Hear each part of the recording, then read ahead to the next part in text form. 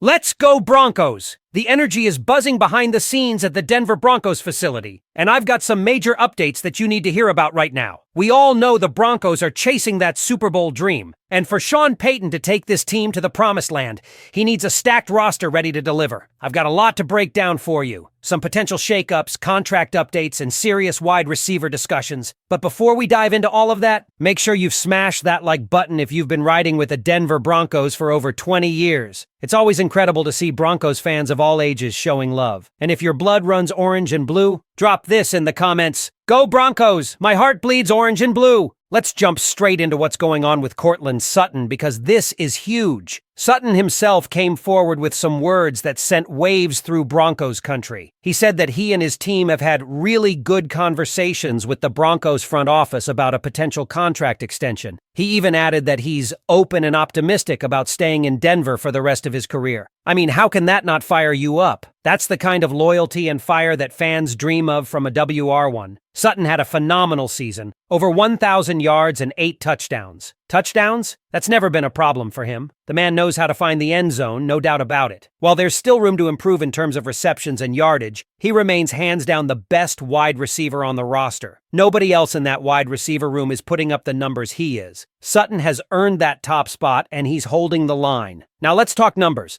because this is where things get spicy. SpotRack is projecting Sutton's next deal to be in the ballpark of 3 years, $80 million. Do the math, and you're looking at $26.6 million per year. That's a serious chunk of change. It would place him just outside the top 10 highest-paid wide receivers in the league. So it's not CeeDee Lamb or DK Metcalf money, but it's still top-tier cash. Here's where the debate starts. Should the Broncos give him that kind of deal? Some might say yes, that kind of consistency and leadership is worth it. Others might argue he should be closer to the $23, $25 million range, especially considering what the team might need to do with the rest of their payroll. But Sutton has leverage. He's producing, and nobody else in the WR room is touching his level of play. And here's the reality. If the Broncos can't get a deal done, they've got to start thinking about the future now. That means looking ahead to the 2025 NFL Draft. The team has 7 draft picks, and according to the current vibe inside the organization, it's not likely they'll use a round 1 pick on a wide receiver. More likely, we'll see them dip into that talent pool on day 2 or day 3. And let me tell you, this class is deep. One name popping up is Kyle Williams out of Washington State. He's a 5'9" tall, 190-pound deep threat who was ranked 14th in touchdowns and 8th in receiving yards in college last year. He's got that Sutton-like ability to track the deep ball and make big plays, but his intermediate game and speed leave a little to be desired. He's a solid day 2 or day 3 pick, a guy who can definitely fill that WR2 role with some polish. Then there's Alex Ayomaner, a 6'1", 206-pound receiver from Stanford, who exploded for nearly 300 yards in one game last year. Big body, solid speed, and he's got the build for the NFL. If you want a guy who can fill the physical WR role that Sutton has mastered, Alec fits the mold. Also in the mix is Tez Johnson, who brings a completely different look. At 5'10" and 154 pounds, he's built for the quick game, the slot routes, the high-speed finesse plays. He played with Bo Nix at Oregon, which adds some intrigue to the mix. That chemistry could go a long way.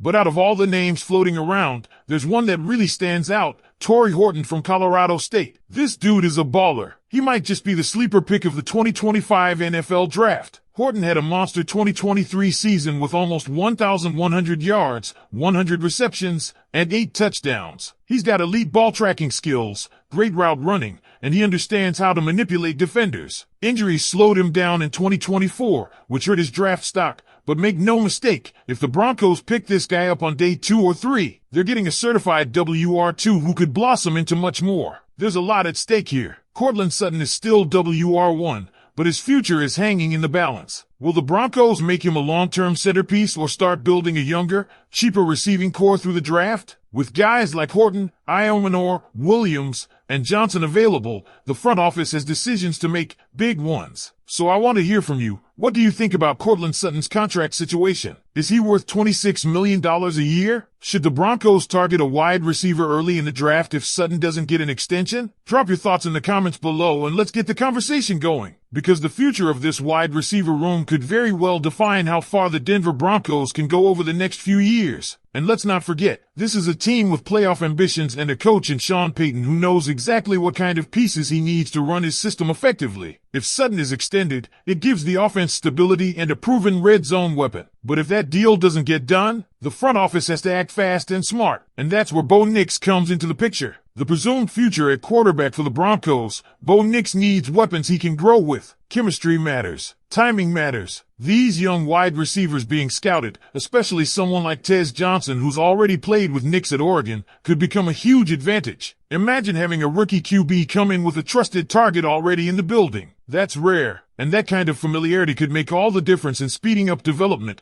especially early in the season when confidence is everything. Now, some fans might wonder, why not just draft a WR1 and move on from Sutton entirely? Well, here's the deal. Proven production is hard to replace. Sutton isn't just catching passes, he's drawing coverage, opening up the field for other playmakers, and showing up in clutch moments. Replacing that with a rookie is risky business. You might get a breakout star, sure, but you might also get someone who needs a couple seasons to adjust to the pro level. That's not ideal if you're trying to win now. That said, if Sean Payton and GM George Payton believe in this wide receiver class, they've got a shot to build a dynamic, young core that can grow alongside Bo Nix. That's a big win in the long-term strategy column. And Horton, Iomanor, Williams, these aren't just filler picks. These guys have real upside. They bring different styles, strengths, and skill sets to the table: vertical threats, possession receivers, slot ninjas. Each of them offers something unique, and the idea of mixing them into a rotation could give Denver the kind of versatile receiving core it hasn't had in years. And here's a little insider flavor for you.